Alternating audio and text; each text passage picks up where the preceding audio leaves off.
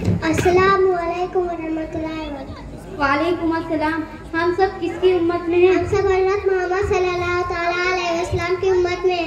आप सल्लल्लाहु अलैहि वसल्लम कब और कहाँ पैदा हुए? रबीउल अव्वल पीर के दिन मक्का शहर में पैदा हुए। आप सल्लल्लाहु अलैहि वसल्लम के वालिद का क्या नाम है? हज़रत अब्दुल्ला। आप सल्लल्लाहु अलैहि वसल्लम की वालिदा माजिदा का क्या नाम है? हज़रत बीबी आमना। आप सल्लल्लाहु अलैहि वसल्लम के दादा का क्या नाम है? हज़रत अब्दुल मुत्तलिब। आप सल्लल्लाहु अलैहि वसल्लम की दादी और नानी का क्या नाम है? दादी का नाम फातिमा, नानी का नाम बरहा।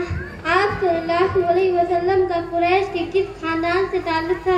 बनु हाशिम। आप सल्लल्लाहु अलैहि वसल्लम पर पहली वही कहाँ नाज़िल हुई? गार हिरा में। आप सल्लल्लाहु अलैहि वसल्लम की वफात कितने साल की उम्र में हुई? 150 साल की। इस्लाम कैसा मज़हब है? इस्लाम सच्चा अच्छा प्यारा मज़हब है।